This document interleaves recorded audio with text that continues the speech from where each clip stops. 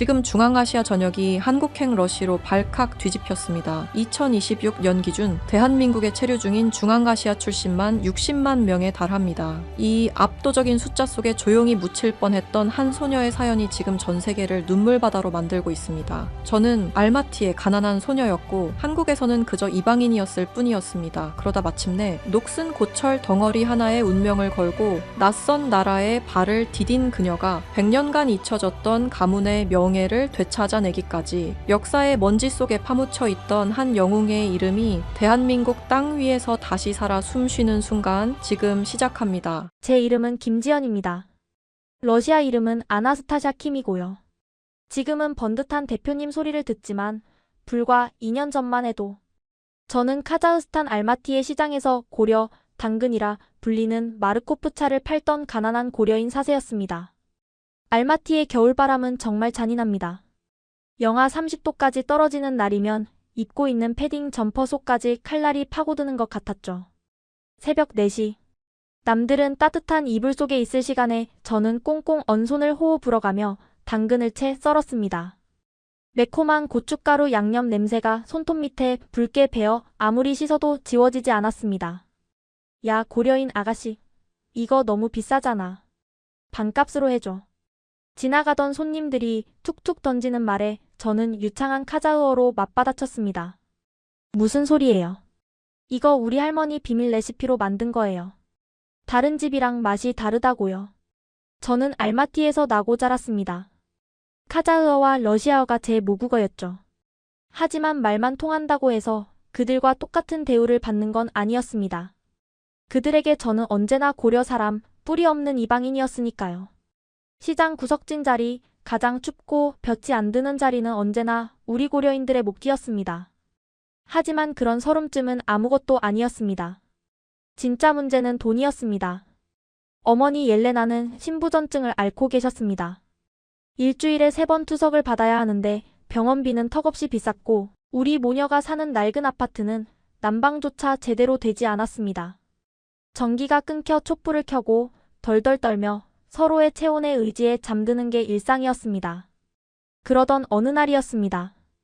장을 보고 돌아왔는데 어머니가 바닥에 쓰러져 계셨습니다. 입가에는 거품이 물려 있었고 몸은 불덩이처럼 뜨거웠습니다.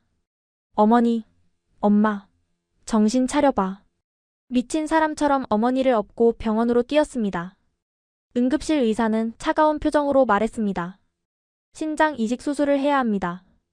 당장 수술하지 않으면 이번 겨울을 넘기기 힘들어요. 수술비가 얼마인가요? 최소 3천만 원은 생각하셔야 합니다.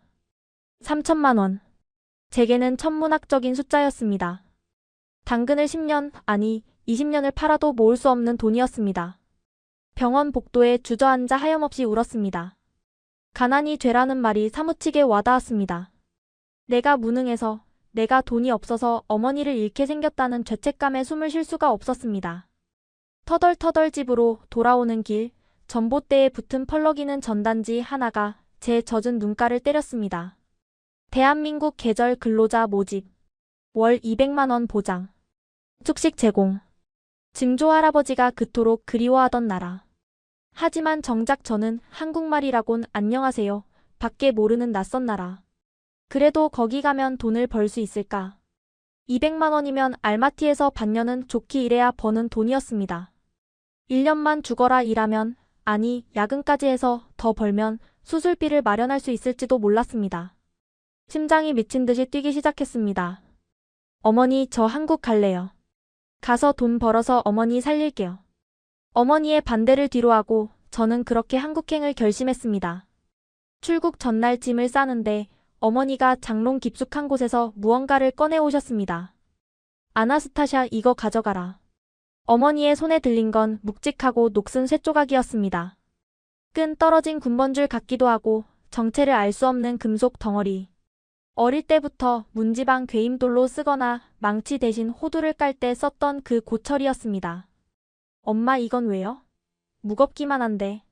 증조 할아버지가 돌아가실 때 남기신 거야. 절대 버리지 말라고 하셨어. 한국 갈 때 꼭 가져가라고. 너의 부적이라 생각하렴. 증조 할아버지의 유품이라고 했습니다. 하지만 제 눈에는 그저 녹슨 쓰레기처럼 보였습니다. 표면은 울퉁불퉁했고 흙과 녹이 엉겨붙어 원래 무슨 모양이었는지조차 알 수 없었으니까요. 그래도 어머니의 간절한 눈빛을 외면할 수 없어 가방 구석에 쑤셔 넣었습니다. 인천공항에 내렸을 때 저는 압도당했습니다. 번쩍이는 조명과 매끄러운 바다, 세련된 옷차림의 사람들. 아, 이게 한국이구나. 여기서라면 정말 희망이 있겠구나. 하지만 그 희망이 착각이라는 걸 깨닫는 데는 그리 오랜 시간이 걸리지 않았습니다. 저를 태운 버스는 화려한 서울을 뒤로하고 남쪽으로 달리고 또 달렸습니다. 창밖의 풍경은 점점 어두워졌고 높은 빌딩 대신 끝없는 논과 밭이 나타났습니다. 도착한 곳은 충청남도 논산의 한 딸기 농장이었습니다. 내려. 빨리빨리 안 움직여? 버스 문이 열리자마자 들려온 건 거친 고함 소리였습니다. 작업 반장인 마 반장이었습니다. 50대 중반쯤 되어 보이는 그는 눈매가 사납고 입이 거친 사람이었습니다. 너희들은 오늘부터 여기서 딸기를 딴다. 딴짓하다 걸리면 바로 강제 출국이야. 알았어? 저는 한국말을 거의 알아듣지 못했습니다. 눈치로 대충 상황을 파악해야 했죠. 숙소는 샌드위치 판넬로 지은 가건물이었습니다. 외풍이 심해 밤이면 코끝이 시려왔지만 불평할 처지가 아니었습니다. 다음 날부터 시작된 일은 상상 이상으로 고되었습니다. 스마트팜이라는 말에 기계가 다 해주는 줄 알았는데 이곳은 아직 옛날 방식인 토경 재배를 하는 곳이었습니다. 허리 한번 제대로 펴지 못한 채 쪼그리고 앉아 하루 종일 딸기를 따야 했습니다. 비닐하우스 안은 찜통처럼 더웠습니다. 땀이 비 오듯 쏟아져 눈을 뜰 수 없을 지경이었는데 밖으로 나오면 찬 바람이 땀을 식히며 감기를 달고 살게 했습니다. 같은 농장에서 일하는 고려인 3세 올레그가 그나마 제게 위안이 되었습니다. 우즈베키스탄에서 온 그는 기계 다루는 솜씨가 좋았고 몇 마디 안 되는 한국어로 저를 도와주곤 했습니다. 지연아, 힘들어도 버텨. 우리가 여기까지 왔잖아. 올레그의 격려가 아니었다면 저는 첫 주도 못 버텼을 겁니다. 야, 거기, 너 말이야. 마 반장은 유독 저를 괴롭혔습니다. 제가 한국말을 못 알아듣고 어리바리하다는 이유였습니다. 알마티에서는 말발로 누구에게도 지지 않았던 저였지만 여기서는 그저 말 못하는 바보 취급을 받아야 했습니다. 하여간 못 사는 나라에서 온 것들은 말귀를 못 알아먹어. 밥값은 해야 할 거 아냐. 가슴 깊은 곳에서 뜨거운 것이 치밀어 올랐지만 꾹 참았습니다. 어머니. 병상에 누워 계신 어머니만 생각했습니다. 여기서 쫓겨나면 어머니는 죽습니다. 죄송합니다. 죄송합니다. 저는 고개를 숙이고 배운 유일한 한국말을 반복하며 다시 딸기를 땄습니다. 손가락 끝이 물러 터지고 무릎 연골이 닳아 없어지는 것 같았지만 멈출 수 없었습니다. 논산에는 육군 훈련소가 있다고 들었습니다. 가끔 바람을 타고 훈련소 사격장에 총소리나 군가 소리가 들려왔습니다. 이상한 일이었습니다. 그 소리를 들을 때마다 가슴이 두근거렸습니다. 무서워서가 아니었습니다. 뭔가 알 수 없는 뜨거운 피가 몸 안에서 솟구치는 느낌이었습니다. 밭고랑에 앉아 그 소리를 듣고 있으면 알마티의 차가운 바람 대신 뜨거운 불기둥이 제 주위를 감싸는 듯한 환각이 들기도 했습니다. 어느 날 점심시간이었습니다. 수도가에서 세수를 하고 있는데 목에 걸어둔 쇳조각이 옷 밖으로 삐져나왔습니다. 땀에 젖어 찝찝해서 잠시 꺼내둔 것이 화근이었습니다. 뭐야 이거? 갑자기 뒤에서 낚아채는 손길에 저는 뒤로 넘어질 뻔했습니다. 마 반장이었습니다. 이 더러운 고철은 뭐하러 차고 다녀? 위생교육 안 받았어? 딸기에 녹물 떨어지면 네가 책임질 거야? 마 반장은 제 목걸이를 거칠게 잡아당겼습니다. 낡은 줄이 제 목 살을 파고들어 벌겋게 자국이 남았습니다. 안 돼요. 이거 주세요. 그랜드파더. 증조할아버지. 저는 다급하게 아는 단어를 소리치며 마 반장의 팔을 잡았습니다. 하지만 남자의 힘을 당해낼 수는 없었습니다. 마 반장은 더러운 벌레를 보듯 인상을 찌푸리며 쇳조각을 이리저리 흔들었습니다. 그랜드파더? 조상님이 밥 먹여주냐?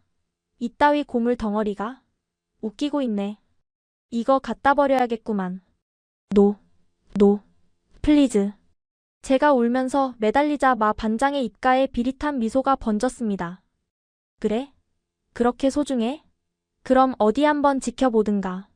마 반장은 쇠 조각을 쥔 손을 높이 치켜들었습니다. 그리고는 힘껏 비닐하우스 옆 진흙 구덩이를 향해 던져버렸습니다. 검은 진흙탕 속으로 어머니가 쥐어주신 100년의 유산이 흔적도 없이 사라졌습니다. 저는 멍하니 진흙탕을 바라보았습니다. 머릿속이 하얘졌습니다. 빨리 가서 일 안 해? 점심시간 끝났어. 마 반장은 킬킬거리며 돌아섰습니다. 저는 떨리는 주먹을 꽉 쥐었습니다. 당장이라도 달려가서 멱살을 잡고 싶었지만 그럴 수 없었습니다. 강제 출구. 그 네 글자가 저를 올가매고 있었으니까요. 하지만 그때는 몰랐습니다. 마 반장이 던져버린 그 쇠 조각이 진흙 속에서 어떤 변화를 일으키고 있는지. 그리고 그날 밤 찾아올 거대한 폭풍우가 제 인생을 완전히 뒤집어 놓을 거라는 사실을요. 하늘이 심상치 않게 어두워지고 있었습니다. 마치 누군가의 분노처럼 검은 구름이 논산의 하늘을 뒤덮기 시작했습니다. 점심시간이 끝나고 오후 작업이 시작되었습니다. 하지만 제 영혼은 이미 비닐하우스 밖 검은 진흙탕 속에 잠겨 있었습니다. 손으로는 기계적으로 딸기를 따고 있었지만 머릿속은 온통 그 쇠 조각 생각뿐이었습니다. 어머니가 병상에서 떨리는 손으로 건네주셨던 그 눈빛이 자꾸만 떠올라 가슴을 후벼 팠습니다. 절대 버리지 마라. 너의 부적이라 생각하렴. 어머니 죄송해요. 제가 못나서, 제가 힘이 없어서 증조 할아버지 유품을 쓰레기통도 아닌 진흙 구덩이에 처박히게 했어요. 눈물이 왈칵 쏟아지려는 걸 입술을 깨물며 참았습니다. 여기서 울면 또 마 반장에게 꼬투리를 잡힐 게 뻔했으니까요. 야, 거기 멍하니 뭐해? 손 안 움직여? 어김없이 마 반장의 불호령이 떨어졌습니다. 그는 마치 저를 감시하는 간수 같았습니다. 제가 진흙탕 쪽으로 고개라도 돌릴 낯이면 귀신같이 알아채고 소리를 질렀습니다. 거기 쳐다보지 마. 일하러 왔으면 일이나 해. 한 번만 더 딴짓하면 바로 짐 싸서 보낼 줄 알아. 강제 출구. 그 말은 제 발목을 잡는 족쇄였습니다. 어머니의 수술비를 벌기 전까진 죽어도 여기서 나갈 수 없었습니다. 저는 피가 나도록 입술을 깨물며 딸기 밭고랑으로 시선을 고정했습니다. 속이 타들어갔습니다. 비닐하우스 밖에서는 바람 소리가 점점 거세지고 있었습니다. 멀리서 천둥 소리까지 들려왔습니다. 비라도 쏟아지면, 흙이 쓸려 내려가면 그 작은 쇠 조각은 영영 찾을 수 없게 될지도 모릅니다. 제발 제발 비만 오지 마라. 속으로 수백 번도 더 빌었습니다. 하지만 하늘은 제 편이 아니었습니다. 오후 4시가 넘어가자 비닐하우스 천장을 때리는 빗소리가 들리기 시작했습니다. 처음에는 빗방울 정도였지만 이내 굵은 우박이 섞인 장대비로 변했습니다. 비닐하우스 전체가 울릴 정도로 거센 소리였습니다. 제 심장도 그 소리에 맞춰 쿵쿵 뛰었습니다. 흙탕물에 쓸려 내려가면 어떡하지? 누가 밟아서 땅속 깊이 박혀버리면 어떡하지? 오후 6시. 드디어 작업이 끝났습니다. 자, 다들 식당으로 이동해. 비 오니까 뛰어가. 마 반장의 지시에 다른 근로자들은 허겁지겁 식당으로 뛰었습니다. 저도 그 틈에 섞여 나갔습니다. 마음 같아서는 당장 진흙 구덩이로 달려가고 싶었지만 마 반장이 문 앞을 지키고 서서 인원 체크를 하고 있었습니다. 하나, 둘, 셋. 김지연 너 빨리 안 가? 그의 매서운 눈빛을 피해 도망치듯 식당으로 향했습니다. 밥이 코로 들어가는지 입으로 들어가는지 알 수 없었습니다. 창밖은 이미 어둠이 짙게 깔려 있었고 빗줄기는 폭우를 넘어 태풍처럼 변해 있었습니다. 식사를 마치고 숙소로 돌아왔지만 잠이 올 리가 없었습니다. 샌드위치 판넬로 된 숙소는 바람이 불 때마다 종이장처럼 흔들렸습니다. 같은 방을 쓰는 베트남 언니린이 겁에 질린 표정으로 이불을 뒤집어 썼습니다. 저는 린 언니를 다독였지만 정작 제 손은 덜덜 떨리고 있었습니다. 밤 10시가 넘자 바람 소리는 괴물 울음소리처럼 변했습니다. 밖에서는 하고 무언가 부딪히는 소리가 났고 숙소 전등이 깜빡거리다 기어이 나가버렸습니다. 암흑천지가 되자 두려움보다 조바심이 더 커졌습니다. 지금이 기회였습니다. 모두가 잠들거나 두려움에 떨며 방 안에 웅크리고 있을 때 마 반장도 밖을 돌아다니지 않을 이 시간. 저는 주머니 속에 넣어두었던 작은 손전등을 챙겼습니다. 알마티 시장에서 야간 작업을 할 때 쓰던 낡은 것이었습니다. 린 언니가 작은 목소리로 물었습니다. 거짓말을 하고 숙소 문을 살짝 열었습니다. 문을 열자마자 거센 비바람이 제 얼굴을 때렸습니다. 숨을 쉬기 힘들 정도였습니다. 패딩 모자를 푹 눌러쓰고 어둠 속으로 뛰쳐나갔습니다. 차가운 빗물이 순식간에 옷을 적셨고 진흙탕이 된 바닥은 발을 내디딜 때마다 푹푹 빠졌습니다. 제가 일하던 3동 비닐하우스는 숙소에서 100m 정도 떨어져 있었습니다. 평소라면 1분도 안 걸릴 거리였지만 그날은 10분이 넘게 걸리는 것 같았습니다. 바람이 저를 뒤로 밀어내는 것만 같았거든요. 겨우 3동 비닐하우스 앞에 도착했습니다. 손전등을 켰지만 불빛이 빗줄기에 막혀 흐릿했습니다. 마 반장이 쇠조각을 던졌던 곳. 비닐하우스 입구 오른쪽 배수로 근처였습니다. 어디 갔지? 분명 이 근처였는데. 저는 진흙 바닥에 무릎을 꿇었습니다. 차가운 진흙이 무릎을 타고 들어왔지만 차가운 줄도 몰랐습니다. 손으로 흙바닥을 더듬기 시작했습니다. 날카로운 자갈과 나뭇가지가 손바닥을 긁었습니다. 손톱 밑에 흙이 박히고 피가 맺혔지만 멈출 수 없었습니다. 제발, 제발 있어라. 눈물인지 빗물인지 모를 액체가 볼을 타고 흘러내렸습니다. 그때였습니다. 머리 위에서 끔찍한 파열음이 들렸습니다. 고개를 들어보니 비닐하우스 파이프가 휘어지고 있었습니다. 폭우와 강풍을 견디지 못하고 구조물이 뒤틀리는 소리였습니다. 이대로 가다가는 비닐하우스가 무너질지도 모르는 상황이었습니다. 도망쳐야 해. 본능이 외쳤지만 몸이 움직이지 않았습니다. 여기서 도망치면 증조 할아버지의 유품은 영영 이 무너진 비닐하우스 잔해 밑에 깔리게 될 테니까요. 그리고 또 다른 생각이 스쳤습니다. 이 비닐하우스가 무너지면 여기서 키우던 딸기는 다 망가지게 됩니다. 그러면 농장 주인은 큰 손해를 볼 것이고 어쩌면 우리 같은 계절 근로자들은 월급도 받지 못한 채 쫓겨날 수도 있었습니다. 어머니의 수술비. 그 생각이 나자 두려움이 사라졌습니다. 저는 다시 바닥을 미친 듯이 후었습니다. 빗물이 배수로를 타고 콸콸 쏟아져 내리고 있었습니다. 그 물살에 쇳조각이 떠내려갔을까 봐 심장이 터질 것 같았습니다. 안 돼, 안 돼. 저는 배수로 거름망 쪽으로 기어갔습니다. 온몸이 진흙투성이가 되었습니다. 마치 진흙 괴물처럼 변해버린 제 모습이 처량했지만 상관없었습니다. 손끝에 차갑고 딱딱한 무언가가 걸렸습니다. 돌멩이인가? 집어들고 손전등을 비췄습니다. 돌멩이였습니다. 실망감에 바닥을 내리쳤습니다. 다시 더듬었습니다. 이번에는 뭉툭하고 거친 느낌. 유리 조각이었습니다. 손가락이 베어 피가 났습니다. 아윽. 신음이 새어 나왔지만 멈추지 않았습니다. 그때 배수로 안쪽 구석에 뭔가 반짝이는 게 보였습니다. 번개가 치는 순간 아주 짧게 빛난 그것. 저는 손을 배수로 깊숙이 집어넣었습니다. 손가락 끝에 닿는 차가운 금속의 감촉. 심장이 쿵 내려앉았습니다. 꽉 쥐었습니다. 이번에는 절대 놓치지 않겠다는 듯 손가락 마디가 하얗게 질리도록 꽉 쥐었습니다. 꺼내보니 진흙 범벅이 된 그 쇳조각이었습니다. 찾았다. 찾았어. 안도감에 다리가 풀려 그대로 진흙탕에 주저앉았습니다. 쇳조각을 가슴에 품고 엉엉 울었습니다. 비바람 소리에 묻혀 제 울음소리는 저조차 들을 수 없었지만 가슴속 응어리가 터져나오는 것 같았습니다. 그런데 이상했습니다. 손에 쥐고 있는 쇳조각의 감촉이 평소와 달랐습니다. 원래는 녹이 두껍게 슬어 표면이 울퉁불퉁하고 거칠었는데 지금은 어딘가 매끄러운 부분이 느껴졌습니다. 마 반장이 집어 던질 때 어딘가에 부딪힌 걸까? 아니면 제가 진흙 바닥을 긁으면서 돌멩이에 긁힌 걸까? 저는 떨리는 손으로 손전등을 비췄습니다. 빗물에 씻겨 내려가는 진흙 사이로 쇳조각의 표면이 드러났습니다.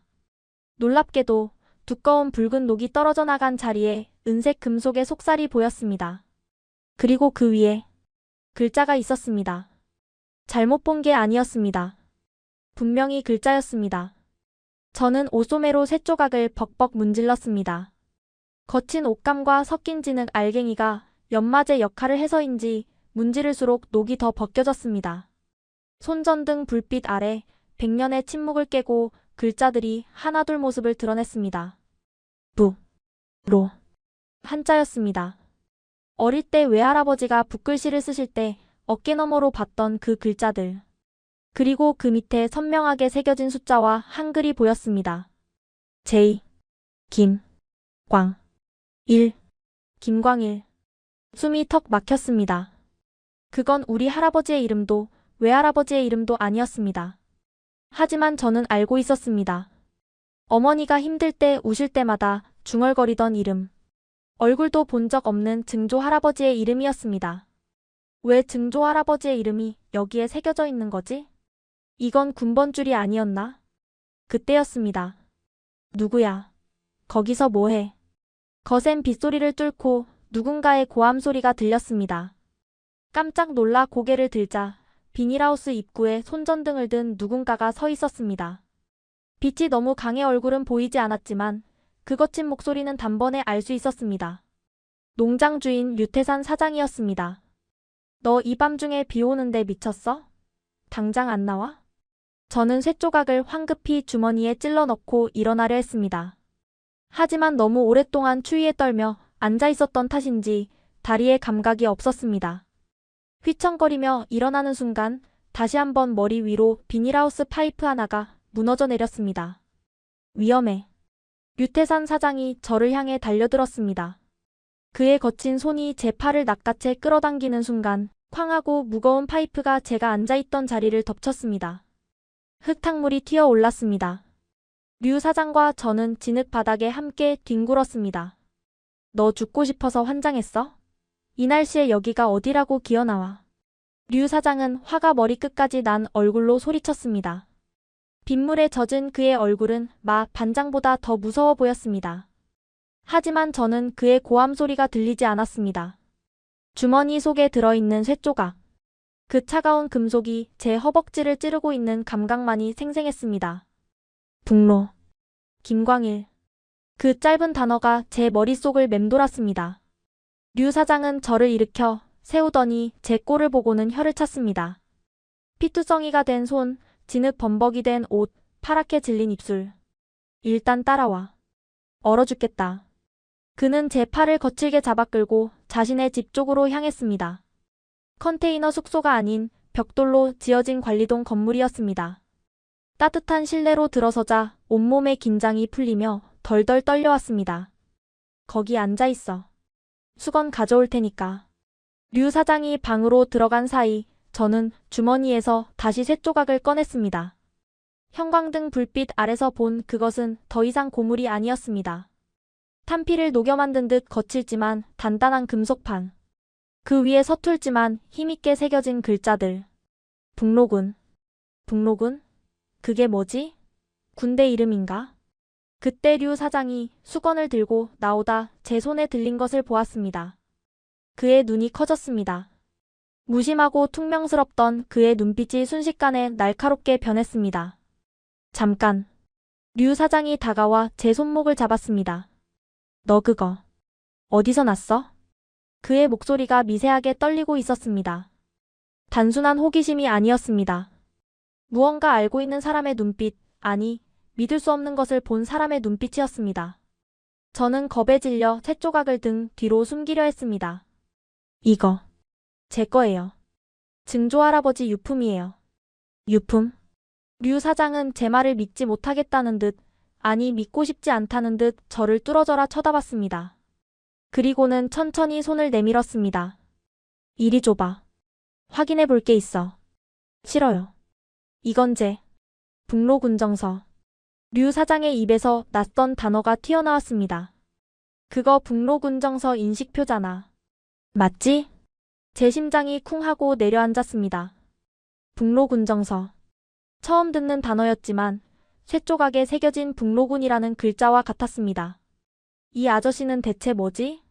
알마티에서 온 가난한 외노자의 유품에 대해 어떻게 알고 있는 걸까?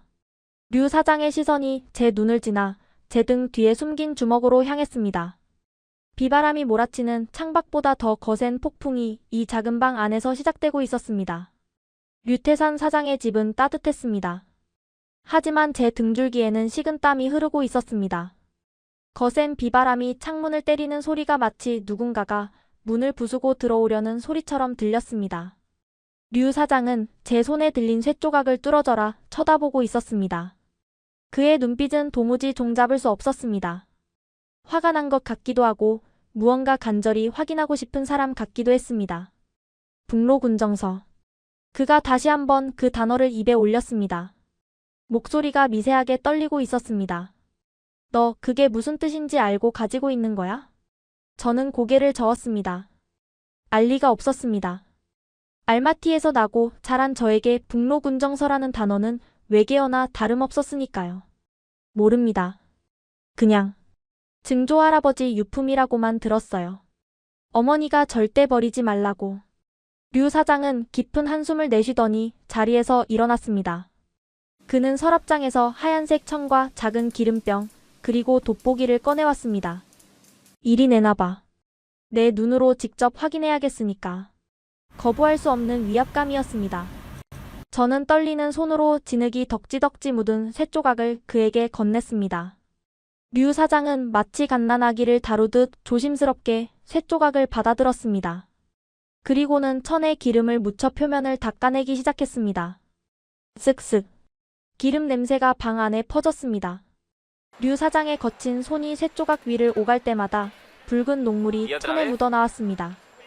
그는 말 한마디 없이 숨소리조차 죽인 채 작업에만 몰두했습니다.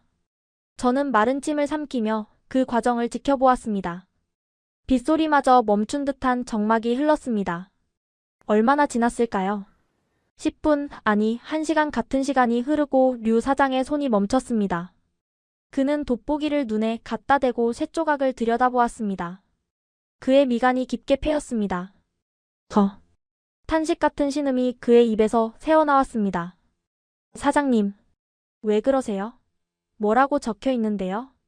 제가 조심스럽게 물었습니다. 류 사장은 대답 대신 쇳조각을 제 앞에 내려놓았습니다. 기름칠을 해서인지 아까보다 글자가 훨씬 더 선명하게 드러나 있었습니다. 북로군 제2중 대장 김광일. 1920년 10월. 김광일. 너의 증조 할아버지 함자가 김광일이냐? 류 사장이 무겁게 물었습니다. 네. 어머니 성이 김씨예요. 외할아버지는 김세르게이였고 증조 할아버지 이름은 김. 네, 김광일 맞아요. 어머니가 힘드실 때 항상 부르던 이름이에요. 류 사장은 의자에 깊숙이 몸을 파묻으며 천장을 올려다보았습니다. 그의 눈가에 물기가 어린 것 같았습니다. 김지연. 너 청산리 대첩이라고 들어봤냐? 청산리. 요? 어렴풋이 들어본 것 같았습니다. 알마티 한글 학교에서 아주 잠깐 스치듯 배웠던 기억이 났습니다. 일본군과 싸워서 크게 이긴 전투라고 했던가요? 네. 독립군이 일본군 이긴 거. 맞나요? 그래. 맞다. 1920년 10월. 만주 청산리 계곡에서 우리 독립군이 일본군 5만 명을 상대로 대승을 거둔 전투지. 우리 민족 역사상 가장 빛나는 승리였다. 류 사장의 목소리에 힘이 들어갔습니다. 그때 그 전투를 이끈 부대가 바로 북로군정서다. 김좌진 장군이 이끄는 부대였지. 그리고 그는 손가락으로 쇳조각을 가리켰습니다. 여기 적힌 제2중 대장 김광일. 이 사람이 정말 너의 증조 할아버지라면 그는 그 전투의 최전선에서 일본군의 기관총 부대를 뚫고 돌격했던 지휘관이었다는 뜻이다. 심장이 쿵쾅거렸습니다. 다리가 후들거려 서 있을 수가 없었습니다. 가난뱅이, 고려인, 이방인. 평생 저를 따라다니던 꼬리표였습니다. 알마티 시장 바닥에서 시든 채소를 팔며 100원, 200원에 고개를 숙이던 제 핏줄에 그런 거대한 역사가 흐르고 있었다니요. 그런데 사장님은 그걸 어떻게 아세요? 역사 선생님이세요? 류 사장이 씁쓸하게 웃었습니다. 나도 후손이니까. 네? 우리 할아버지도 만주에서 독립운동하셨다.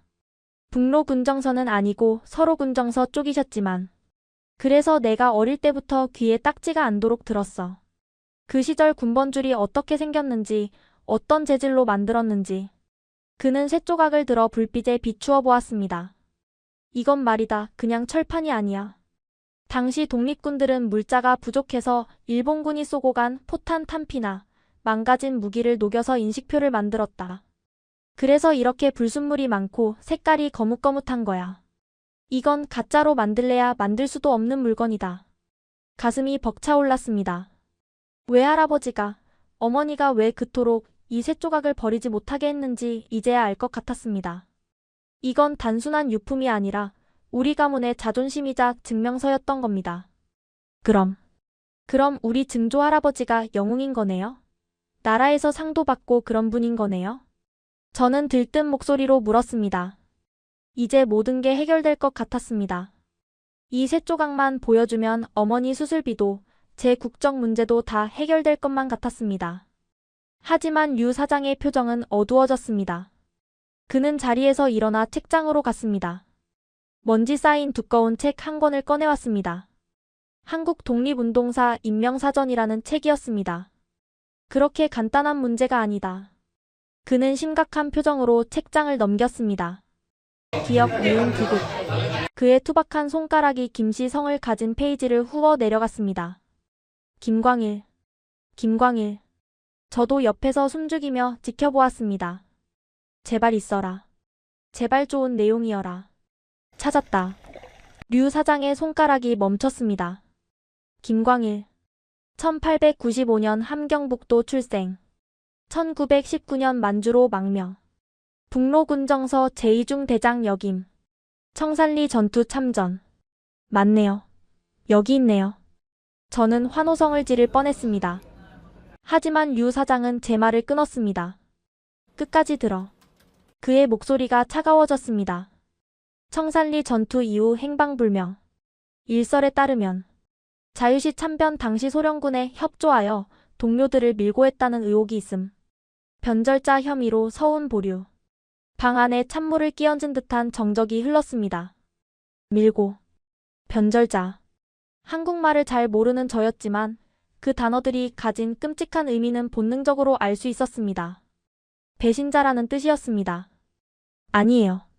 그럴 리 없어요. 제가 더듬거리며 말했습니다. 외할아버지가 그랬어요. 증조 할아버지는 끝까지 싸우셨다고. 억울하다고. 절대 배신 같은 거 안 했다고. 어머니의 목소리가 귓가에 쟁쟁했습니다. 힘들 때 우시면서 하던 말. 증조 할아버지는 억울해. 아무도 안 믿어줘. 그게 이 뜻이었던 겁니다. 류 사장은 책을 덮었습니다. 쾅 하는 소리가 제 심장을 때렸습니다. 기록은 냉정하다. 대한민국 정부는 증거 없이는 훈장을 주지 않아.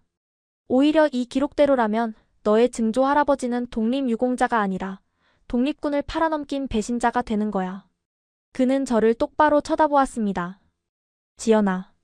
이 쇳조각이 세상에 나오는 순간 너희 가족은 영웅의 후손이 될 수도 있지만 매국노의 후손으로 낙인 찍힐 수도 있어. 그래도 감당할 수 있겠냐? 눈물이 핑 돌았습니다. 너무 억울했습니다. 알마티의 그 추운 겨울, 시장 바닥에서 떨면서도 긍지를 잃지 않았던 우리 가족이었습니다. 가난했지만 비굴하지 않았습니다. 그런데 매국노라니요. 아니에요. 절대 아니에요. 저는 쇳조각을 다시 집어들었습니다. 차가운 금속이 제 손바닥을 찔렀습니다.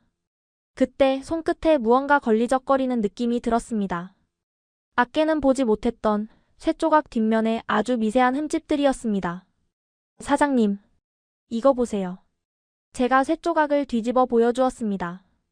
여기 뒤에요. 글자가 더 있어요. 너무 작아서 잘 안 보이는데. 류 사장이 다시 돋보기를 갖다 댔습니다. 어디?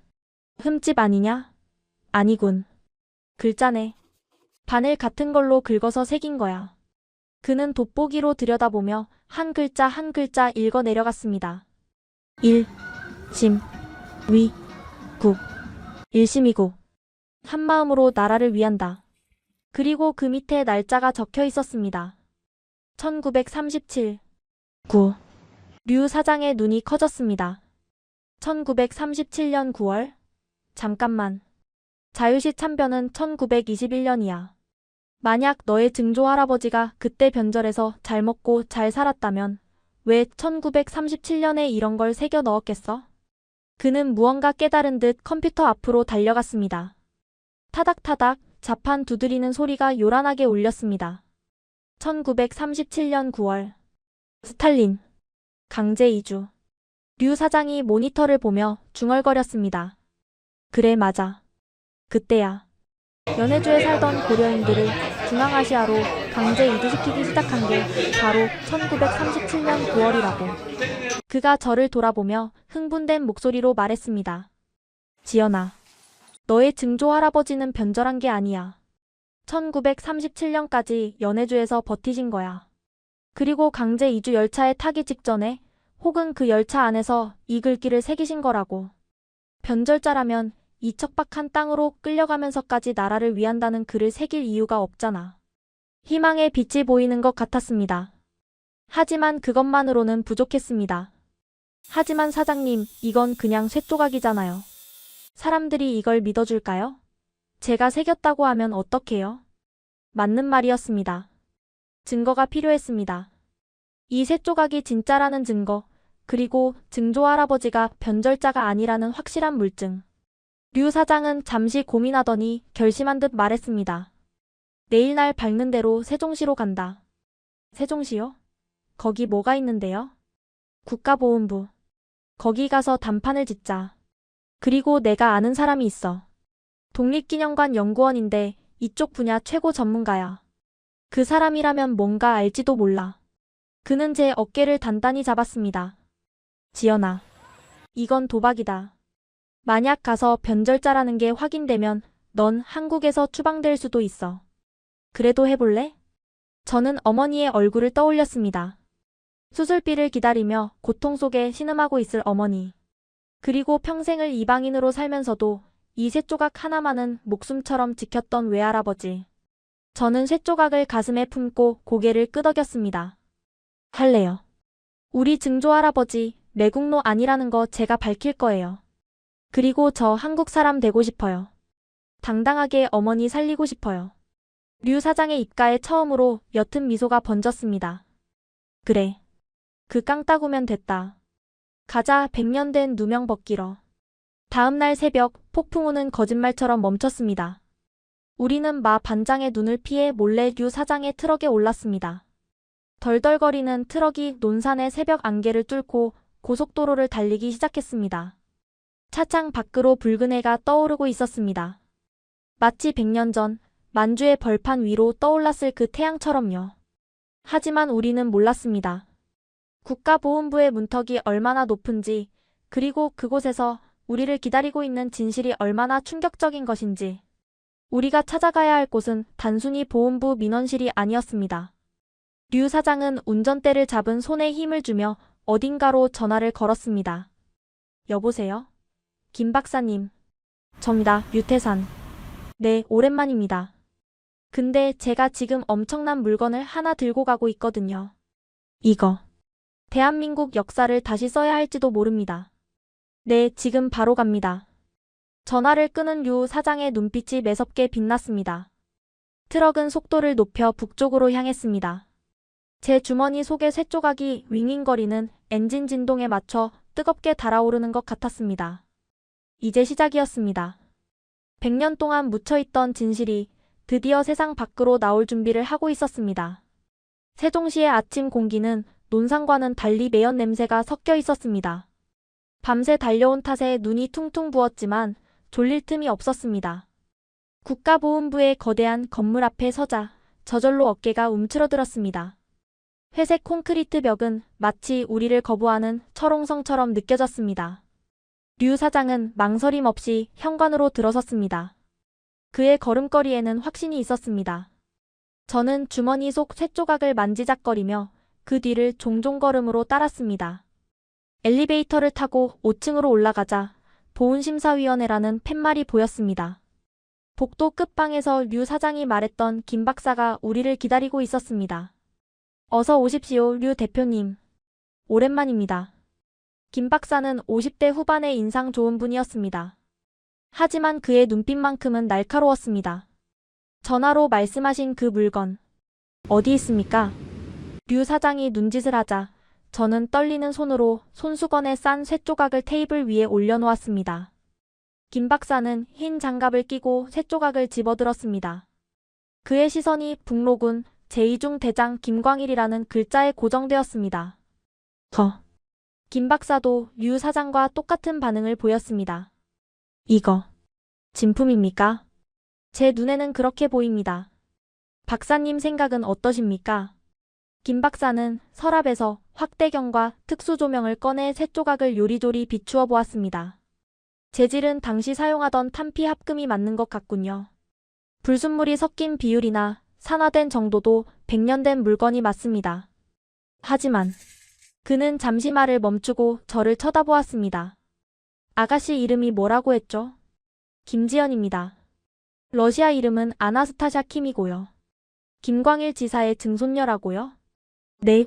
김 박사는 곤란한 표정으로 류 사장을 바라보았습니다. 류 대표님 아시잖습니까?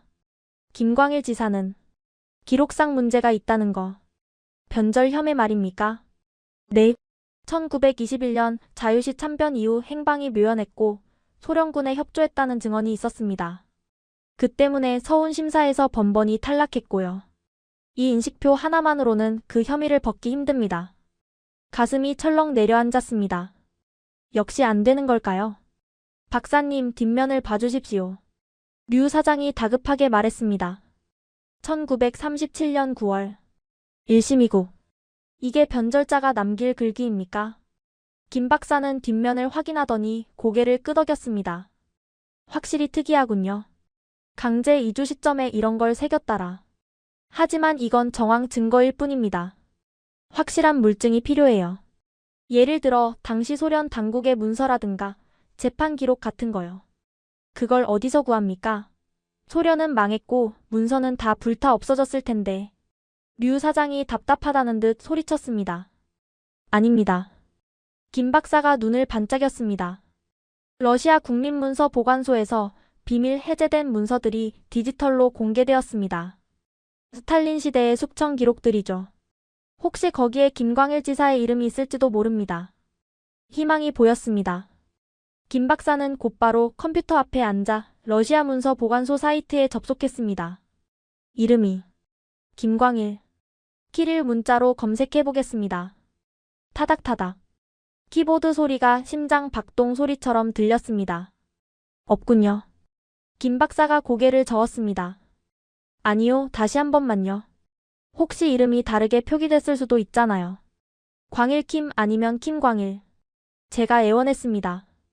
김 박사는 몇 번 더 검색어를 바꿔보았지만 결과는 마찬가지였습니다. 죄송합니다. 기록이 없습니다. 절망적이었습니다. 다리에 힘이 풀려 주저앉을 뻔했습니다.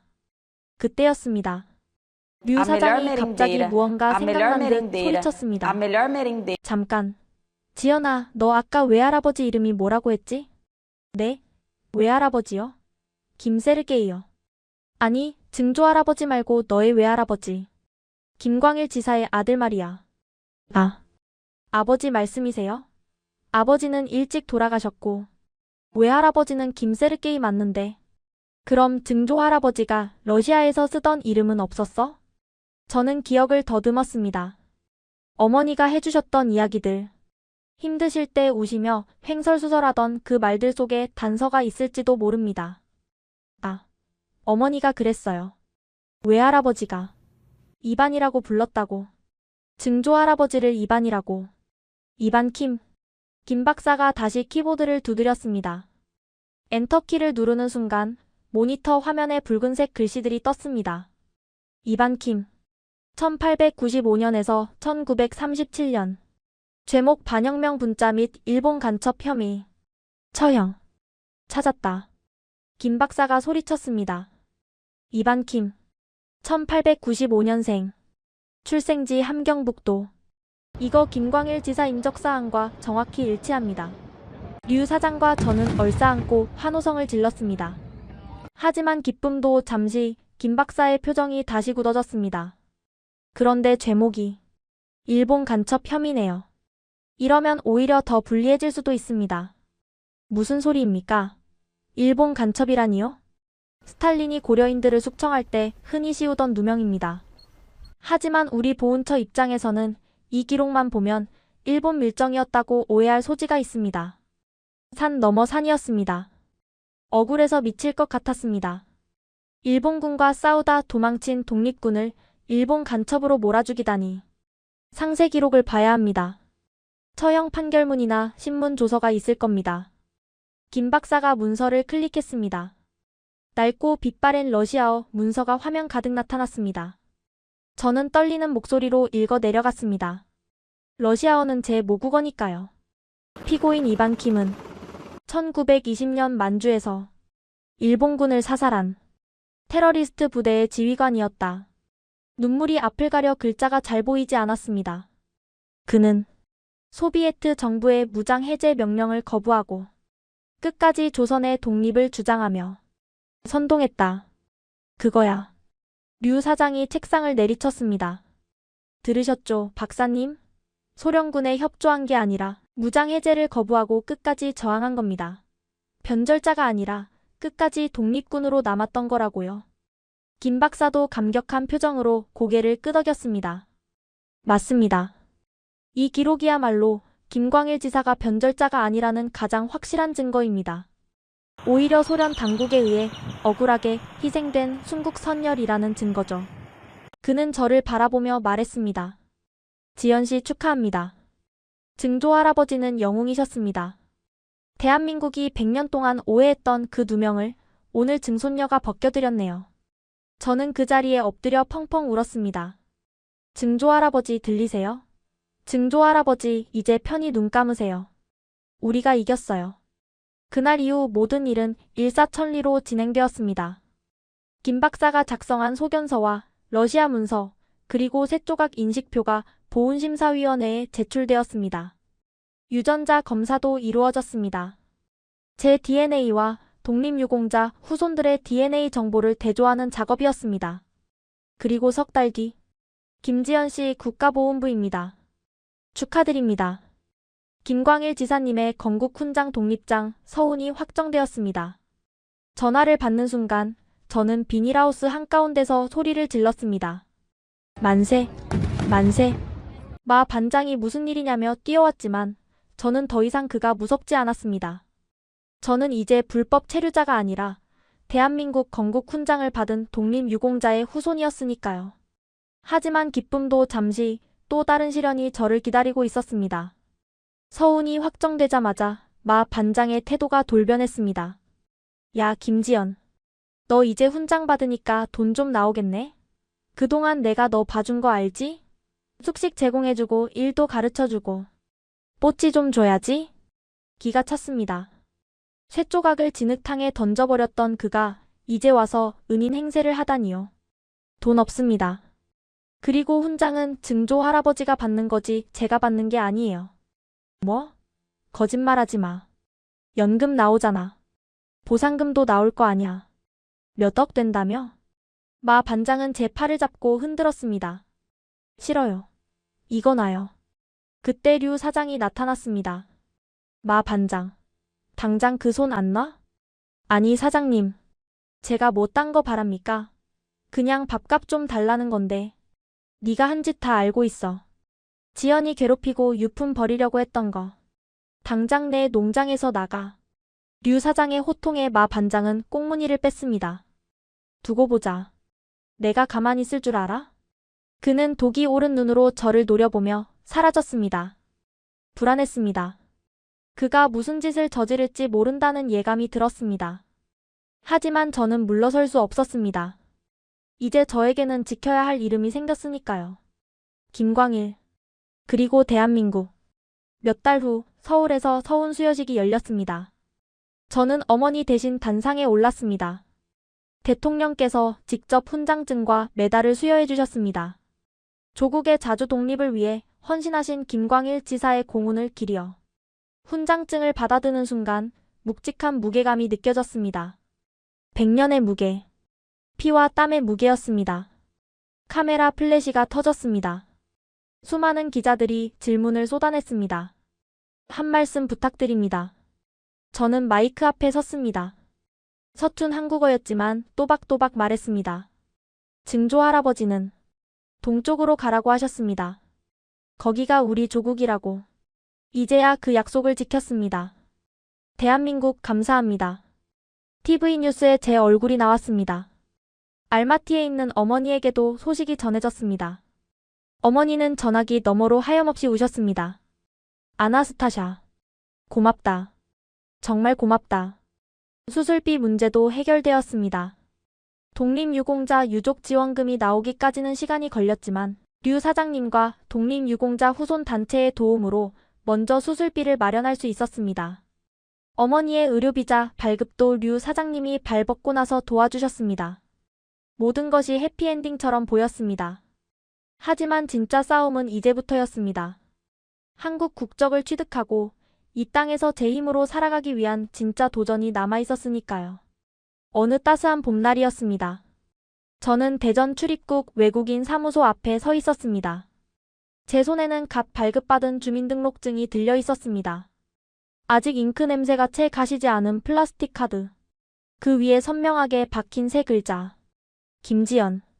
그리고 그 밑에 적힌 주민등록 번호와 주소. 충청남도 논산시. 더 이상 외국인 등록증이 아니었습니다. 체류 만료일을 걱정하며 가슴 졸일 필요 없는 대한민국 국민임을 증명하는 신분증이었습니다. 축하합니다, 김지연 씨. 이제 진짜 한국 사람이네요. 담당 공무원이 웃으며 건넨 말에 목이 메어 대답조차 할 수 없었습니다. 아나스타샤 킴이 죽고 김지연이 다시 태어난 날이었습니다. 증조 할아버지가 목숨 걸고 지키려 했던 나라. 그 나라가 100년 만에 후손을 품어준 것입니다. 저는 주민등록증을 가슴에 품고 한참을 울었습니다. 차가운 플라스틱 조각이 그 어떤 보석보다 따뜻하게 느껴졌습니다. 그로부터 일주일 뒤 인천공항 입국장 게이트가 열리고 휠체어를 탄 어머니가 모습을 드러냈습니다. 어머니, 아나스타샤. 아니, 지연아. 우리는 부둥켜 안고 공항 바닥에서 펑펑 울었습니다. 어머니는 드디어 한국 땅을 밟으셨습니다. 곧바로 대학병원에 입원하여 신장 이식 수술이 진행되었습니다. 수술실 앞 대기실. 초조하게 기다리는 제 손을 류 사장님이 잡아주었습니다. 걱정 마라. 너의 효심에 하늘도 감동했는데 설마 잘못되겠냐. 8시간의 대수술 끝에 의사 선생님이 나오셨습니다. 수술 성공적입니다. 거부 반응도 없고요. 이제 회복만 잘하시면 됩니다. 그제야 다리에 힘이 풀려 주저앉았습니다. 긴장이 풀리자 지난 1년여간의 고생이 파노라마처럼 스쳐 지나갔습니다. 알마티의 추운 겨울, 딸기밭에서의 고된 노동, 진흙탕 속에서 찾은 쇳조각, 그리고 류 사장님과의 만남까지. 모든 것이 기적 같았습니다. 어머니가 퇴원하시고 우리는 농장 근처에 작은 전셋집을 얻었습니다. 정부에서 나온 정착지원금 덕분이었습니다. 어느 날 저녁 어머니가 조심스럽게 말을 꺼내셨습니다. 지연아, 이제 우리 알마티로 돌아가자. 남은 돈이면 거기서 가게도 차리고 편하게 살 수 있어. 어머니의 마음을 모르는 건 아니었습니다. 말도 잘 안 통하는 낯선 땅보다는 고향이 편하겠지요. 하지만 저는 고개를 저었습니다. 아니요, 어머니. 저는 여기 남을 거예요. 왜? 여기서 뭘 하려고? 또 그 힘든 딸기 농사 짓게? 네, 농사 지을 거예요. 하지만 예전처럼은 아니에요. 저는 눈을 반짝이며 말했습니다. 증조 할아버지가 목숨 바쳐 지킨 땅이잖아요. 저도 여기서 제 뿌리를 내리고 싶어요. 그냥 노동자가 아니라 주인으로 살고 싶어요. 다음 날 저는 유태산 사장님을 찾아갔습니다. 사장님, 저한테 농장 한 동만 임대해 주세요. 류 사장님이 눈을 동그랗게 떴습니다. 임대? 네가 직접 농사를 짓겠다고? 네. 정부 지원금이랑 제가 모은 돈 다 털어서 해볼게요. 대신 조건이 있어요. 뭔데? 비닐하우스 싹 다 뜯어 고칠 거예요. 스마트팜으로요. 류 사장님이 껄껄 웃었습니다. 야, 김지연. 스마트팜이 뭔지는 아냐? 그거 돈 엄청 들어. 그리고 너 컴퓨터 다룰 줄 알아? 배우면 되죠. 알마티 시장 바닥에서도 살아남았는데 이걸 못하겠어요?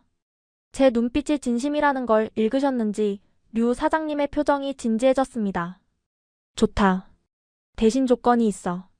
망하면 국물도 없다.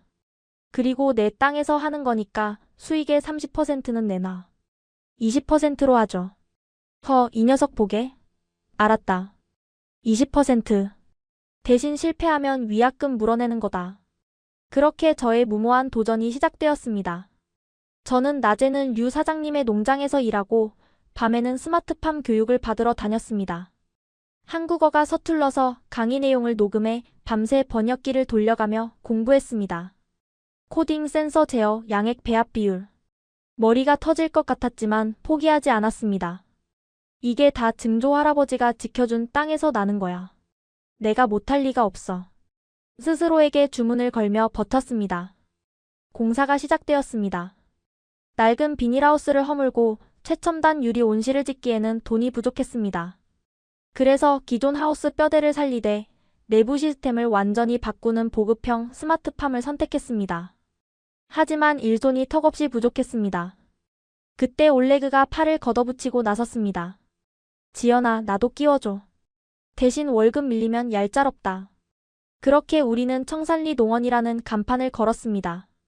촌스러운 이름이라고 류 사장님이 놀렸지만 저는 고집을 꺾지 않았습니다. 증조 할아버지의 부대 이름을 딴 제 자부심이 담긴 이름이었으니까요. 우리는 미친 듯이 일했습니다. 올레그가 센서를 설치하면 저는 제어 프로그램을 세팅했습니다. 온도, 습도, 이산화탄소 농도까지 스마트폰 하나로 조절할 수 있게 만들었습니다. 특히 신경 쓴 건 데이터였습니다. 류 사장님의 30년 농사 노하우를 데이터로 바꾸는 작업이었습니다. 사장님, 비 오기 전에는 물을 얼마나 줘요? 그냥 흙 봐서 축축하다 싶으면 덜 주고 마르면 더 주고 그러지. 아니, 정확한 수치로 말해주세요. 몇 리터요? 류 사장님을 귀찮게 쫓아다니며 데이터를 수집했습니다. 그리고 그걸 프로그램에 입력했습니다. 류태산의 감각과 김지연의 기술이 만나는 순간이었습니다. 드디어 9월 첫 모종을 심는 날이 왔습니다.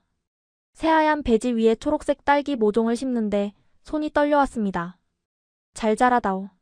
제발 아프지 말고 잘 자라다오. 어머니가 옆에서 정화수를 떠놓고 기도를 올리셨습니다. 류 사장님도 팔짱을 끼고 흐뭇하게 바라보셨습니다. 스마트팜 시스템이 가동되었습니다. 웅하는 소리와 함께 환풍기가 돌아가고 양액 기계가 작동했습니다. 스마트폰 화면에 실시간 데이터가 떴습니다. 현재 온도 23도, 습도 60%, 양액 공급 정상. 모든 것이 완벽해 보였습니다. 하지만 자연은 그렇게 호락호락하지 않았습니다. 일주일 뒤 비상 알람이 울렸습니다. 삐삐삐. 새벽 2시 스마트폰에서 요란한 소리가 났습니다. 놀라서 확인해보니 온실 온도가 급격히 떨어지고 있었습니다. 뭐야? 보일러 고장났나? 옷을 대충 걸쳐 입고 농장으로 뛰쳐나갔습니다. 올레그도 자다 깬 얼굴로 뛰어왔습니다. 지연아. 큰일 났어. 메인 보일러가 멈췄어. 가을 밤 공기가 차가웠습니다. 이대로 두면 어린 모종들이 냉해를 입어 다 죽을 수도 있었습니다. 수동으로 돌려. 빨리. 하지만 보일러는 꿈쩍도 하지 않았습니다. 컨트롤 패널이 먹통이었습니다. 이거 누가 건드린 것 같은데? 올레그가 전선을 가리켰습니다. 누군가 고의로 전선을 끊어놓은 흔적이 역력했습니다. 절단면이 날카로웠습니다. 등골이 서늘해졌습니다. 누가? 왜? 머릿속에 스치는 얼굴이 있었습니다. 쫓겨나면서 독이 든 눈으로 저를 노려보던 그 사람. 마 반장. 두고 보자. 내가 가만히 있을 줄 알아? 그의 목소리가 환청처럼 들려왔습니다. 하지만 지금 범인을 잡는 게 중요한 게 아니었습니다. 당장 온도를 올리지 않으면 제 꿈도, 어머니의 희망도, 증조 할아버지의 이름도 다 얼어 죽게 생겼습니다. 올레그. 류 사장님 깨워. 그리고 수치랑 난로 있는 대로 다 가져와. 저는 비닐하우스 안으로 뛰어들어갔습니다. 차가운 공기가 가득했습니다. 저는 모종 하나하나의 비닐을 덮어주며 울부짖었습니다. 안 돼. 죽지 마. 제발 버텨줘. 100년 전 만주 벌판의 추위 속에서 나라를 지켰던 증조 할아버지처럼 저도 이 작은 생명들을 지켜야만 했습니다. 이건 단순한 농사가 아니었습니다. 전쟁이었습니다. 불 피워. 있는 대로 다 가져와. 류태산 사장님의 고함 소리가 새벽 공기를 갈랐습니다. 트럭 짐칸에서 번개탄과 숯, 그리고 낡은 석유 난로들이 쏟아져 내렸습니다. 류 사장님이 창고에 모아두었던 비상용 난방 기구들이었습니다. 올레그, 너는 저쪽 끝 가서 난로 켜. 지연이 너는 이쪽 맡아. 우리는 미친 듯이 움직였습니다. 최첨단 스마트팜 안에서 구식 석유 난로를 켜는 기막힌 상황이었지만 다른 방법이 없었습니다. 매캐한 석유 냄새가 코를 찔렀습니다. 연기가 자욱하게 피어올랐지만 환풍기를 틀 수도 없었습니다. 찬 바람이 들어오면 끝장이니까요. 콜록, 콜록. 눈이 맵고 숨이 막혔습니다. 하지만 저는 멈출 수 없었습니다. 비닐을 덮은 모종들 사이사이에 숯불을 피워 온기를 불어넣었습니다. 죽지 마라. 제발 버텨라. 100년 전 만주의 혹독한 추위 속에서 독립군들은 서로의 체온으로 밤을 버텼다고 했습니다.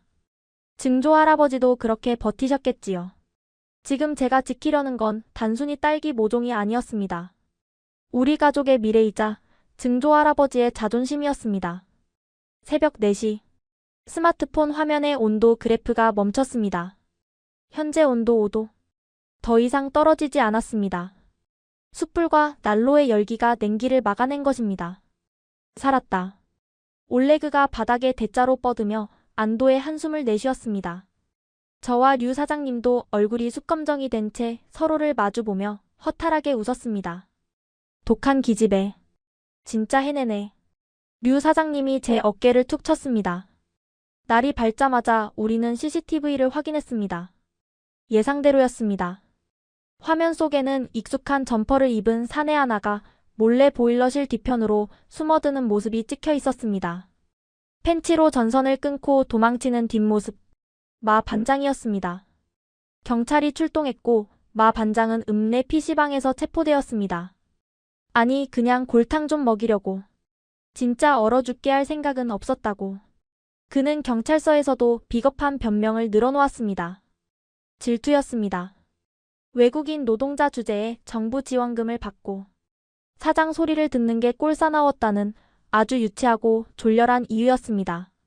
류 사장님은 합의는 없다고 딱 잘라 말했습니다. 마 반장은 구속되었고 농장에서 영원히 추방되었습니다. 그렇게 우리를 괴롭히던 마지막 장애물이 사라졌습니다. 비 온 뒤에 땅이 굳어진다고 했던가요? 그날의 소동 이후 딸기들은 더 강인하게 자라났습니다. 위기를 넘긴 모종들은 무서운 속도로 뿌리를 내렸습니다. 제가 밤새 입력한 데이터 값에 맞춰 양액이 공급되었고 햇빛의 양에 따라 차광막이 자동으로 움직였습니다. 류 사장님의 경험과 저의 데이터가 완벽한 조화를 이루기 시작했습니다. 지연아, 잎 색깔 좀 봐라. 윤기가 흐르는 게 아주 건강하다. 어머니도 매일 농장에 나와 잎사귀 하나하나를 닦아주셨습니다. 어머니의 정성과 스마트팜의 기술이 만난 결과는 놀라웠습니다. 12월 첫 수확의 날이 밝았습니다. 하얀 눈이 소복이 쌓인 비닐하우스 안, 초록 잎사귀 사이로 붉은 보석들이 주렁주렁 매달려 있었습니다. 일반 딸기보다 훨씬 크고 단단한 킹스베리 품종이었습니다. 저는 가장 크고 붉은 딸기 하나를 땄습니다. 묵직했습니다. 떨리는 손으로 한 입 베어 물었습니다. 아자. 경쾌한 소리와 함께 입안 가득 달콤한 과즙이 터져나왔습니다. 어때? 류 사장님과 올레그, 어머니가 침을 꼴깍 삼키며 저를 쳐다봤습니다. 저는 말없이 당도 측정기를 가져다 댔습니다. 액정 화면에 숫자가 떴습니다. 16브릭스. 보통 마트에서 파는 딸기가 10에서 12브릭스입니다. 16브릭스면 설탕을 뿌린 것보다 더 달다는 뜻이었습니다. 16브릭스예요. 와. 비닐하우스가 떠나가라 환호성이 터졌습니다. 어머니는 저를 끌어안고 덩실덩실 춤을 추셨습니다. 우리 딸 장하다. 우리 딸 최고다. 눈물이 핑 돌았습니다. 알마티에 쓴 당근을 팔던 소녀가 이제 세상에서 가장 달콤한 딸기를 키워낸 것입니다. 이제 파는 일만 남았습니다. 저는 브랜드 이름을 정했습니다. 처음엔 다들 반대했던 그 이름. 청산리 딸기. 포장지에는 작은 문구를 넣었습니다. 독립군의 붉은 단심을 담았습니다. 100년의 기다림 끝에 피어난 기적의 맛. 그리고 뒷면에는 증조 할아버지의 인식표 사진과 짧은 사연을 인쇄했습니다. 감성에 호소하려는 게 아니었습니다. 이 딸기가 얼마나 절박하고 간절한 마음으로 키워졌는지 소비자들에게 진심을 전하고 싶었습니다. 반응은 폭발적이었습니다. SNS에 올린 홍보 영상이 하루 만에 조회수 100만 회를 돌파했습니다. 독립군 후손이 키운 딸기라고? 이건 무조건 사야지. 돈줄 내주러 갑시다. 애국 소비 가즈아. 댓글창은 응원의 메시지로 도배되었습니다. 주문이 폭주하여 서버가 마비될 정도였습니다. 하지만 단순히 스토리 때문만은 아니었습니다. 딸기를 받아본 사람들의 후기가 진짜 힘이었습니다. 사연 보고 샀는데 맛보고 기절했습니다. 인생 딸기예요. 백화점 명품관 딸기보다 훨씬 달고 싱싱해요. 재구매 의사 200%입니다. 품질이 뒷받침되지 않았다면 반짝 인기에 그쳤을 겁니다. 하지만 청산리 딸기는 맛으로 증명했습니다. 백화점 식품관 MD에게서 연락이 왔습니다. 김지연 대표님, 저희 프리미엄관에 입점해 주십시오. 조건은 원하시는 대로 맞춰드리겠습니다. TV 홈쇼핑에서도 러브콜이 쇄도했습니다. 그해 겨울 청산리 농원은 쉴 새 없이 돌아갔습니다. 올레그는 친구들을 더 불러와야 했고 류 사장님도 본인 농사일은 제쳐두고 포장 작업을 도왔습니다. 택배 트럭이 하루에 3번씩 드나들었습니다. 통장에 찍히는 숫자가 믿기지 않을 속도로 불어났습니다. 1,000만 원, 5천만 원, 1억 원. 첫 해 결산 매출 5억 2천만 원. 알마티 시장에서 1년 내내 일해도 500만 원을 벌까 말까 했던 제가 연매출 5억 원의 사장이 된 것입니다. 저는 통장을 들고 류 사장님을 찾아갔습니다. 약속했던 수익금 20%, 1억 원이 든 봉투를 내밀었습니다. 사장님, 약속 지켰습니다. 류 사장님은 봉투를 받아들더니 씩 웃으셨습니다. 그리고는 봉투에서 수표 한 장을 꺼내 다시 제게 돌려주셨습니다. 이건 내 몫이 아니다. 네? 무슨 말씀이세요? 절반은 다시 가져가라. 대신 조건이 있다. 류 사장님은 진지한 표정으로 말씀하셨습니다. 이 돈으로 재단을 하나 만들어라. 너처럼 힘들게 한국에 와서 고생하는 고려인 청년들, 그 친구들 공부시키고 기술 가르치는 데 써. 너의 증조 할아버지가 목숨 걸고 지키려던 게 땅덩어리만이겠냐? 사람이잖아. 우리 민족이잖아. 가슴이 뭉클해졌습니다. 이 무뚝뚝한 충청도 농부의 속내가 얼마나 깊은지 다시 한번 깨달았습니다. 알겠습니다. 반드시 그렇게 할게요. 그렇게 김광일 장학재단이 설립되었습니다. 규모는 작았지만 의미는 컸습니다. 저는 수익금의 일부를 떼어 고려인 청년들을 위한 한국어 학당을 열고 스마트팜 기술을 무료로 가르치기 시작했습니다. 올레그가 첫 번째 강사가 되었고 알마티, 타슈켄트, 비슈케크에서 온 청년들이 논산으로 모여들었습니다. 대표님, 저도 나중에 대표님처럼 될 수 있을까요? 눈을 반짝이며 묻는 19살 고려인 소녀를 보며 저는 2년 전의 제 모습을 떠올렸습니다. 그럼 되고 말고. 내가 했잖아. 너는 나보다 더 잘할 수 있어. 어느 날 농장으로 낯선 승용차 한 대가 들어왔습니다. 국가보훈부 장관님이었습니다. 김지연 대표, 정말 대단하십니다. 독립유공자 후손이 이렇게 자수성가해서 사회에 환원까지 하다니 정부로서도 정말 자랑스럽습니다. 장관님은 저에게 대한민국 농업대상 특별상 수상을 제안했습니다. 시상식에 꼭 와주십시오. 국민들에게 희망을 보여주세요. 그렇게 저는 시상식장에 서게 되었습니다. 화려한 조명 아래 드레스를 입고 선 제 모습이 낯설었습니다. 하지만 제 손에는 명품 클러치 대신 흑투성이의 녹슨 쇠조각이 들려 있었습니다. 이 모든 기적의 시작. 증조 할아버지의 유산. 사회자가 제 이름을 호명했습니다. 대상 수상자 청산리 농원 김지연 대표. 우레와 같은 박수 소리가 터져나왔습니다. 객석 맨 앞줄에는 유태산 사장님과 어머니 그리고 올레그와 고려인 청년들이 앉아 있었습니다. 어머니는 손수건으로 눈물을 훔치고 계셨고 류 사장님은 엄지손가락을 치켜 세웠습니다. 단상에 올라 트로피를 받아들었습니다. 묵직했습니다. 하지만 제 왼손에 쥔 쇠 조각보다는 가벼웠습니다. 마이크 앞에 섰습니다. 수백 개의 눈동자가 저를 바라보고 있었습니다. 떨리지 않았습니다. 제 뒤에는 100년의 역사가, 그리고 저를 믿어준 사람들이 서 있었으니까요. 저는 천천히 입을 열었습니다. 2년 전 저는 알마티의 가난한 이방인이었습니다. 가진 것이라고는 이 녹슨 쇠조각 하나뿐이었습니다. 이 쇠조각은 제 증조 할아버지 독립군 제2중 대장 김광일 지사의 인식표입니다. 장내에 정적이 흘렀습니다. 카메라 플래시 소리조차 멈춘 듯 했습니다. 저는 떨리는 목소리로 하지만 또박또박 말을 이어갔습니다. 100년 전 증조 할아버지는 빼앗긴 조국을 되찾기 위해 만주 벌판을 달리셨습니다. 총알이 빗발치는 전장에서 탄피를 녹여 만든 이 인식표를 목에 걸고 언젠가는 고향으로 돌아가겠다는 희망 하나로 버티셨습니다. 하지만 역사의 소용돌이는 잔인했습니다. 증조 할아버지는 변절자라는 누명을 쓰고 차가운 시베리아 땅으로 끌려가셔야 했습니다. 객석 곳곳에서 훌쩍이는 소리가 들려왔습니다. 어머니는 손으로 얼굴을 감싸쥐고 오열하고 계셨습니다. 저는 원망했습니다.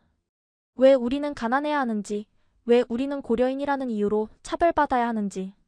하지만 이제 알겠습니다. 증조 할아버지가 지키려 했던 건 단순히 땅덩어리가 아니었습니다. 바로 우리 후손들이 당당하게 살아갈 미래였습니다. 제가 지금 서 있는 이 자리, 제가 일군 이 농장, 그리고 제가 쥐고 있는 이주민등록증. 이 모든 것이 증조 할아버지가 목숨 바쳐 지켜낸 유산입니다. 저는 트로피를 높이 들어 올렸습니다. 조명을 받아 황금빛으로 빛나는 트로피 옆에서 녹슨 쇠조각은 그 어떤 보석보다 더 강렬한 빛을 뿜어내고 있었습니다. 청산리 농원의 딸기는 16브릭스의 당도를 자랑합니다.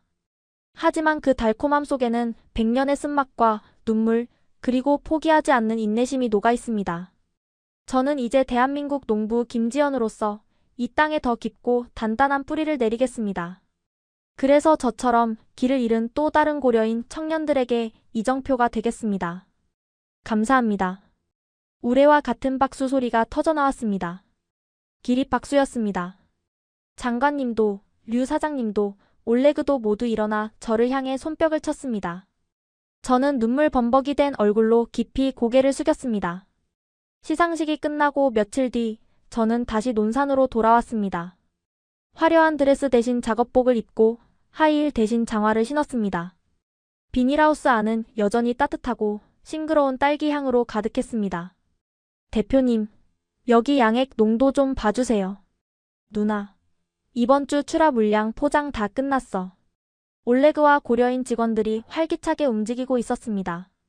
그들의 얼굴에서 더 이상 이방인의 그늘은 찾아볼 수 없었습니다. 그들은 이제 대한민국 농업의 당당한 주역이었습니다. 일과를 마치고 해질녘 저는 사무실로 들어왔습니다. 벽면 한가운데 가장 잘 보이는 곳에 액자가 하나 걸려 있었습니다. 국가보훈부에서 받은 건국 훈장 독립장. 그리고 그 옆에는 작은 유리 상자 안에 보관된 녹슨 쇠조각이 놓여 있었습니다. 저는 의자에 앉아 창밖을 바라보았습니다. 붉게 물든 노을이 논산 평야를 감싸 안고 있었습니다. 멀리서 육군 훈련소의 저녁 점호, 나팔 소리가 은은하게 들려왔습니다. 그리고 바람결에 실려 익숙한 군가 소리가 들려왔습니다. 전우의 시체를 넘고 넘어. 처음 한국에 왔을 때 저를 두렵게 했던 그 소리. 하지만 지금은 다르게 들렸습니다. 그것은 100년 전 만주 벌판에서 증조 할아버지가 불렀을 독립군가와 겹쳐져 제 가슴을 뜨겁게 울리고 있었습니다. 저는 유리 상자 위에 손을 올리고 눈을 감았습니다. 거친 쇠조각의 감쪽이 손끝에 전해졌습니다. 증조 할아버지 보고 계세요? 당신이 그토록 가라고 했던 동쪽 끝 대한민국이에요. 당신의 등손녀가 여기서 씩씩하게 살고 있어요. 당신의 이름은 이제 변절자가 아니라 영웅으로 기억될 거예요. 그리고 저도 당신처럼 포기하지 않고 살게요. 사랑합니다, 증조 할아버지. 창밖으로 붉은 태양이 완전히 넘어가고 비닐하우스마다 환한 불빛이 켜졌습니다. 어둠을 밝히는 그 불빛들은 마치 밤하늘의 별처럼 혹은 100년 전 독립군들이 피웠던 봉화처럼 논산 벌판을 수놓고 있었습니다. 제 이름은 김지연. 대한민국의 농부이자 독립군 제2중 대장 김광일 지사의 자랑스러운 후손입니다. 그리고 이것은 제 인생에서 가장 아름다운 기적의 시작입니다. 오늘의 놀라운 사연 어떠셨나요? 2년, 5억 원, 16브릭스. 한국 딸기가 러시아 문서보관소를 뒤집을 줄은 몰랐다. 국가보훈부 연구원의 말입니다. 아무도 안 믿어줄 때 진흙탕에서 녹슨 쇠를 꺼냈습니다. 묵묵히 데이터를 쌓았습니다. 그리고 마침내 100년 누명이 벗겨졌습니다. 가슴이 뜨거워졌다면 우리는 독립군을 잊지 않습니다. 한 문장만 남겨주세요. 감사합니다.